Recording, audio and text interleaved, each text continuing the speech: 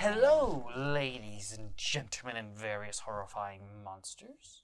We are Adventuresome Reviews. And we are especially grateful to start branching out into the monster audience. This is a new adventure for us. We are quite excited. Yeah, I ran a poll. I did all kinds of fancy stuff on the interwebs. I went to Monsters R Us. We were polling hugely. We actually got votes. I was not expecting votes. I'm surprised too. We pulled particularly well in the Kraken demographic. I don't know how they get our books down there, let alone our podcasts, but I'm very happy that our book is so far reaching, or our podcast. They have great reception down there. Well, that's just very impressive of them. We should try to steal some of their technology. Legally, though. Today we are reviewing NETHER by Sean Paul Stevens. Gasp. And he has like a 3-part name, so you automatically know he's good at his job. Fancy. Yeah. Synopsis. Oh, yeah, right. I suppose. A world punished by a dark, imprisoned magic. When refugee Guyen arrives in the land of his enemy, he knows he will fight, but soon falls down a well of wonder and improbability as a mysterious power invades him. And when his brother falls ill to the same deadly force, he will only save him if he can master his newfound abilities. A gritty, heart-wrenching tale of high magic and high stakes, loves lost and friendships gained.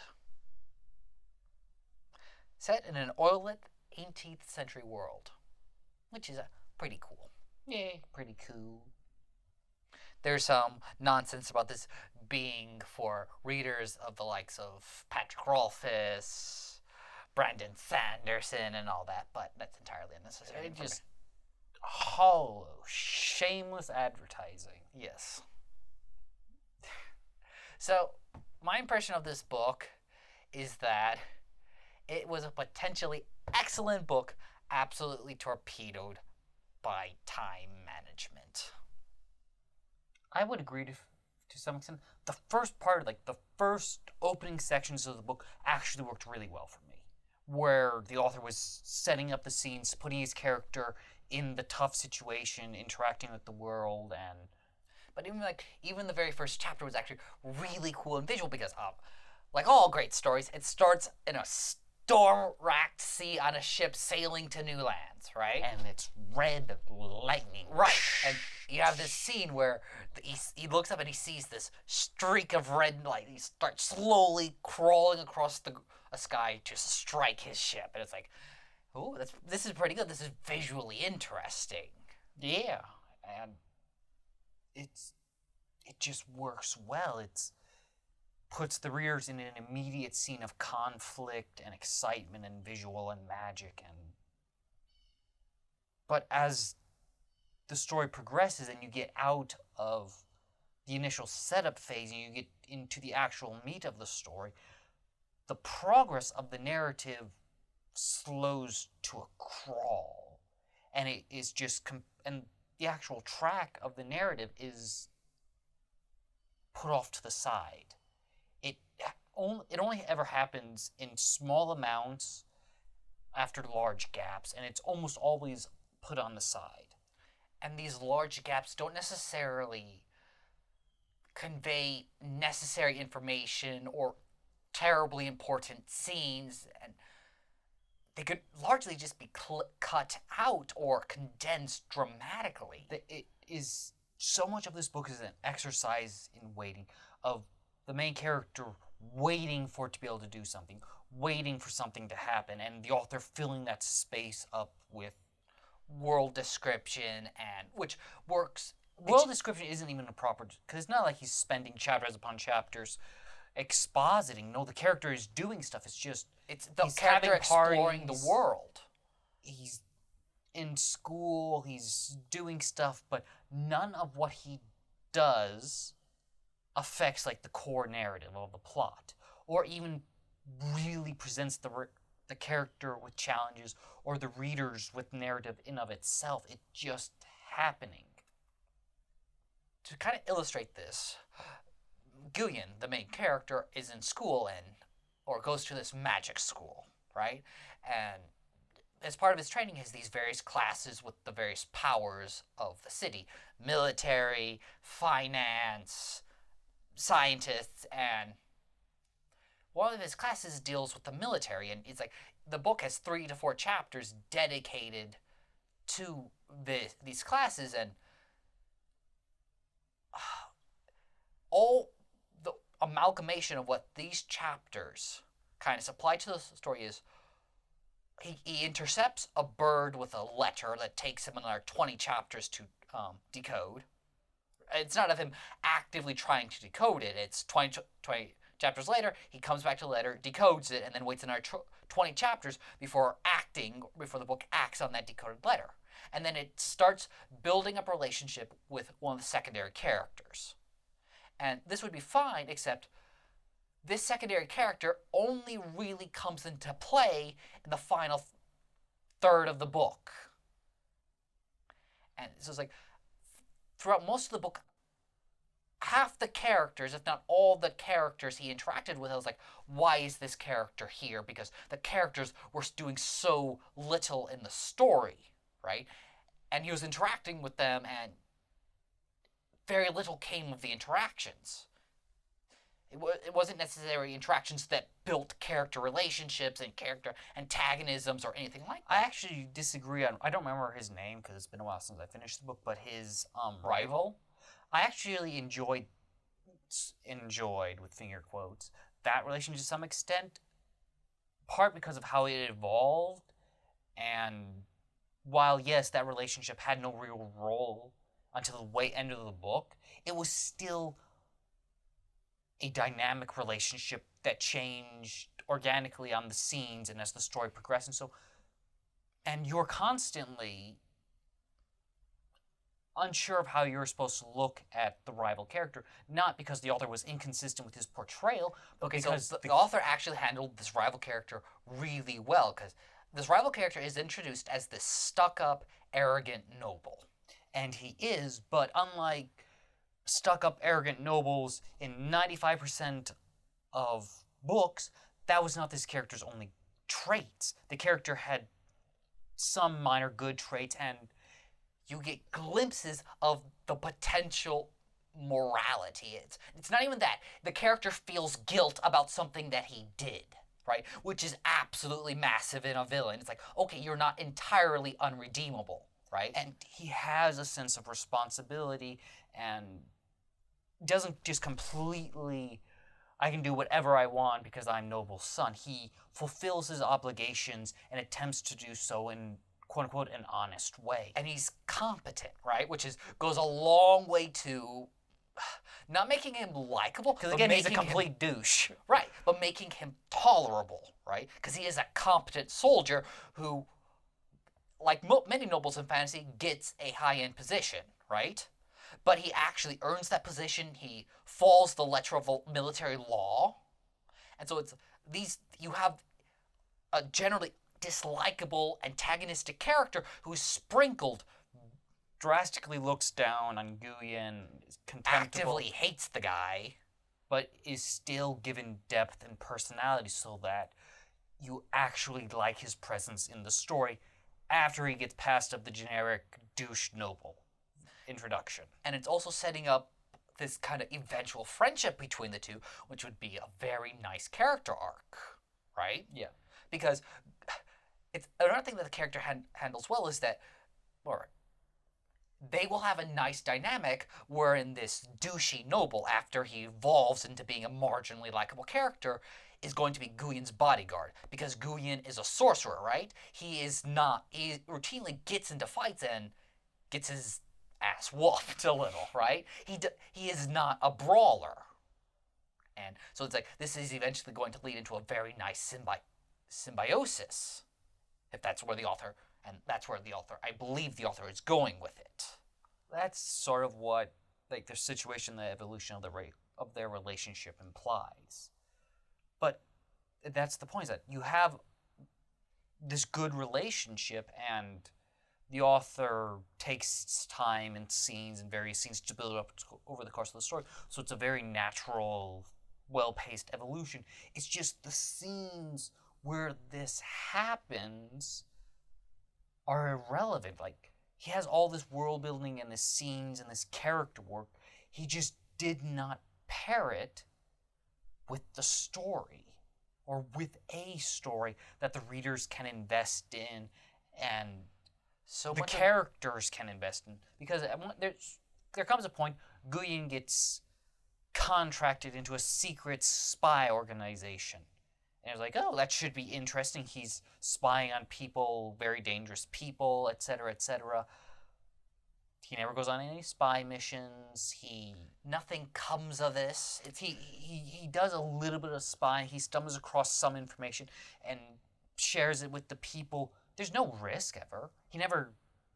This doesn't affect the story ever. It's like he doesn't even get hurt because of his extracurricular activities. He doesn't evolve as a personality. He doesn't Doesn't get better. form important relationships or meet important characters. Yet a fair amount of time is not, well, maybe not a fair amount of time, but time is devoted to this. It's just none of the time pays narrative dividends, either in the moment, or rather just mostly just in the moment, and very small dividends at the end of the book. So much of this book is twiddling your thumbs, waiting for the story to happen, and that is just not good. That is, like I said, absolutely torpedoing a potentially excellent book. Yeah, and then, because it starts out decently, you have the middle part, like the middle 60% of the book is where you're twiddling your thumbs and the author's setting up his various pieces and you're waiting for things to happen. The book gets better in the last 30% again. The last 30% of the book was where the book was basically firing on all cylinders and was being everything it could be. Yes. That's where the character relationships were really starting to take their shape, where all the kind of ancillary characters that I wasn't entirely sure what they were doing in the story, they started fulfilling their actually intended roles.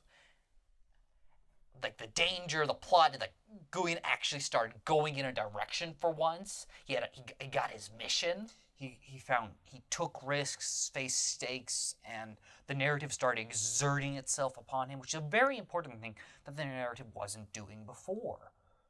And it just, the story finally got started. And it does benefit from all the setup the author did, just not as much as, quote-unquote, the price for admission. Yeah. The amount of time he spent on the setup did not turn appropriate dividends. Because he spent 60% of the book setting up a bunch of a bunch of 1 minute things that would get Guyen. Important thing to note, we say 60%, this is a big book. So 60% is like 150,000 words. This out is of 200,000. This right? is a big book. So it's a significant time investment of nothing happening for a significantly smaller period of time where stuff is happening. And a lot of the times he's not setting up long arcing plots or important scenes. He is setting up little plot points, right? That get Guyen out of trouble or gets him into trouble, and it's a lot of time spent for a very minor reward. And even that is fine, or would have been fine, if the individual scenes where it happens were interesting. One of the books it compares to is Name of the Wind, Patrick Rothfuss. Great book, a book I really enjoy. And to some extent, it is actually an apt comparison because, again, Name of the Wind is a long-form narrative without the long-form narrative being the immediate, constant, pressing drive constantly. Name of the Wind, Wise Men's Fears are a character's life narrative. And so you have it's a sequence of scenes and anecdotal adventures. And this book is somewhat like this, but Name of the Wind, those anecdotal adventures, both the shorter ones and the longer form, are interesting and have peril. Like there's the one scene in, I think, Wise Man's Sphere where Kavoth goes through alchemical experiments and an accident happens and he has to take risks and try and think of his way out of a tense and dangerous situation. There he has, I believe, someone else with him. Conflict in the scenes. In Netherlight, there's rarely conflict and danger in the scenes where the author is building for his grander narrative. In contrast to this, the world building is really interesting.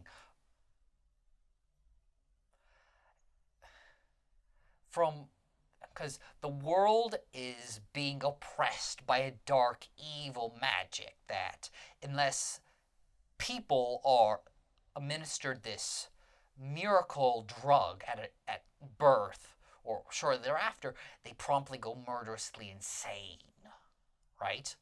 And so this is interesting. This is good world development, particularly because this miracle drug can have dangerous side effects.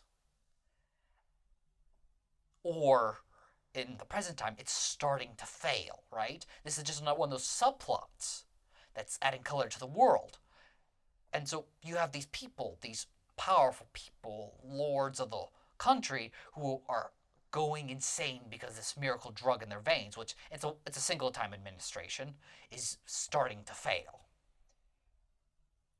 I actually, there are elements of the world building I like, but actually a lot of it didn't grab me. And I think it's because a lot of the elements of world building, you have three major parts to the world building. You have the drug, you have the occupation subplot, there's a specific word for that. Guyon's homeland has been taken over by a rival country and colonialism. And his people are in rebellion. Yeah, and then you have the magic subplot. And so you have these are three significant elements of world building. But the issue is that the colonialism subplot left me wondering whether the drug subplot was real. It left me constantly wondering, is this, do they actually have to be taking this drug to be crazy, or is that a control mechanism from a government, from a wild government, an oppressive government? And these three plot points, world-building plot points, had almost nothing to do with the narrative.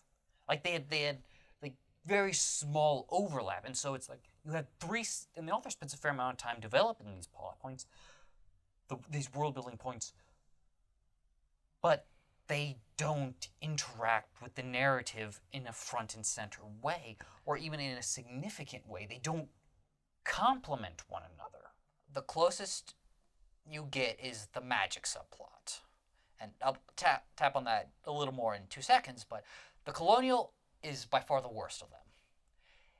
It's such distant conflict that in the story only serves to get Guyon's back up in regards to this country that he's living in.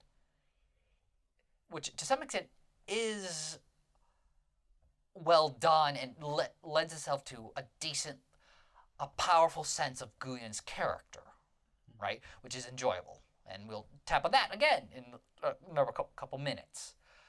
For the magic system, I actually quite like this because it took me 65% of the book, maybe more, to actually start getting a grasp of this. And it's not because it's confusing, it's because the author is holding his cards really close to his chest and not telling you. It's not mysterious or complicated or oodles of information. No, the author, Guyon, has no idea what's going on, and the author is making sure that you, as the reader, have no idea what's going on either, and that's a really fantastic way to handle this. And he pairs this with some of his best scenes of cinematography. Guyon falls into a trance, and he's suddenly at the center of this garden where duplicates of himself are running around building up a wall in order to stem this black tide of evil monsters, right? That's a great scene. And it's what is going on here, right? Yeah, but that also, somewhat comes back around to the elements of the book not complementing each other. Guyon not knowing what his magic's doing is a plot element in the book that doesn't complement what else is happening in the book. Guyen knows something's up with him, but he immediately hides it because he thinks he's going to get whatever Experimented on or killed for being a sorcerer, and which is it is a valid worry. Yes, but then him not knowing what's going on leaves the reader in kind of a deadlock where he's just treading water, waiting for for something to luckily enlighten him, and that's not an enjoyable narrative. Like, either commit fully to the character not knowing what's going on and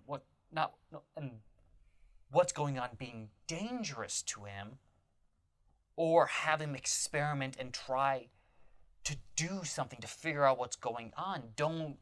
Or force him to do it via an outside impetus, which is somewhat dangerous, but better than just him doing nothing and kind of accidentally stumbling into... And he does experiment a little bit, but that's the thing, he experiments a little bit and gets told a little bit, and it's just... It doesn't manifest into a power in the narrative, and so it's relegated to a small holding detail again. I guess I still really... No, actually, I like the magic system that the author created. It's just the way he went about exploring it did not complement his narrative. Because even the mechanics of the magic system are interesting, right? Because what you have is Guyen can affect the world. And he affects the world by stealing probability from one source in the world, a vase, what have you, and to makes an event or something more probable, right? So if he wants his coin, this flipped coin to land on a particular, heads or tails, he steals probability from a vase, a falling feather, and infuse it into the coin so that he can make it more probable that heads will land, right? And that's just very interesting and really cool. A unique magic system. And so, now back to something that we briefly touched on, and this is probably one of the things that is most unfortunate. Guyen lucks into things. Random events happen that forces the story along. And it's really bad because whenever Guyen is a smart character. He is a controlled character, right?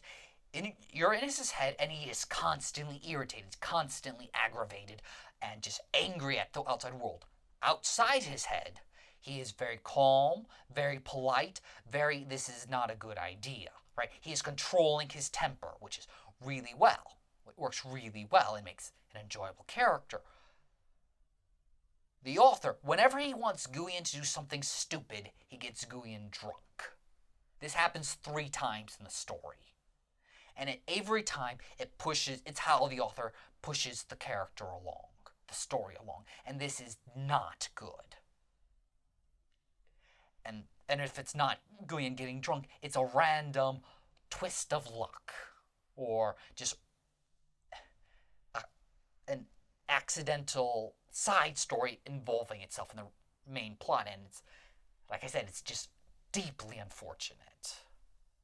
I didn't notice that as much, but you mentioning it does feel accurate. But, again, speaking of Guyen's character, Guyen is a really well-defined character. In fact, most of the characters of the book are actually fantastically well-handled. Yeah.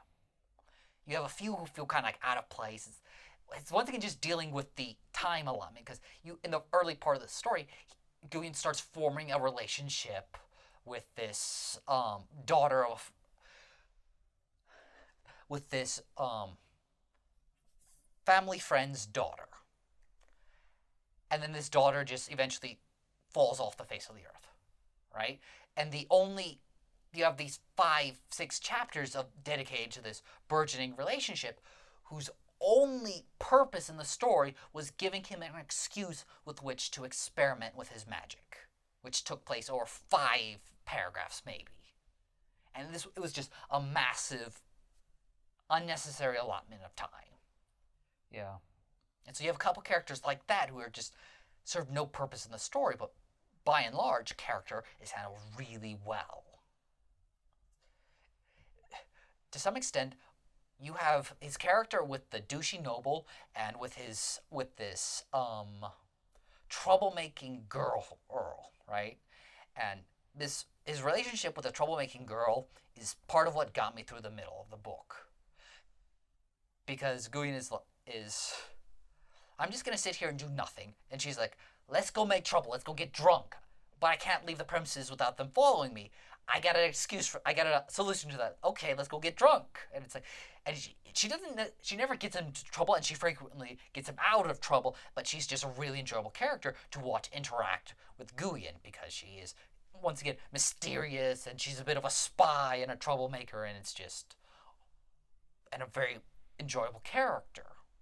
Yeah. So yeah, character work is pretty good for the book. The action scenes are generally pretty good as well. Not like overly amazing, but they're not time consuming. There's not prolonged sword fights or anything. He gets into like 2-3 fights before the end fight. Yeah, and again, it's yeah. I don't think I have anything else really to share about the book. I thought there was something I pushed back a little while ago. There was, but I'm sure it was deeply important, because most things I want to talk about are deeply important. Nothing you say is important. Well, I find that deeply weird. I have my scribe strike it from the recording automatically. That's okay, because my scribe doubles down and writes it twice.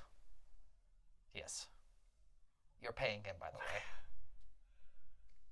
Well, if you can't remember what it was, then I see no reason to make our penumbulous, swarthy audience.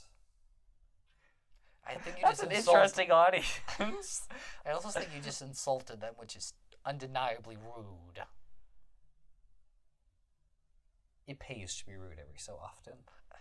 That is an unfortunate truth. Anyway, so last chance to speak before I end this debacle. I'm trying super, super hard to remember. I just can't. And so, it's terrible. Yeah, earmarking stuff for future conversation kind of doesn't work. Anywho's, I'm going to give this book 2.5 stars. I would have given it 3. Because the prose is pretty good. It's not amazing, but the prose is solid. So even though it's kind of boring through the middle part, it's not a chore, really. I found the middle part to be a chore. Not a super hard chore, but I could have flipped.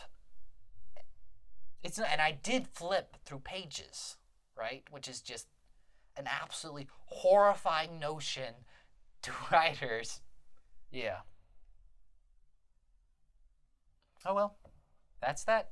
See you all later, lovely people. Toodles. Fare thee well, our future friends. Good luck.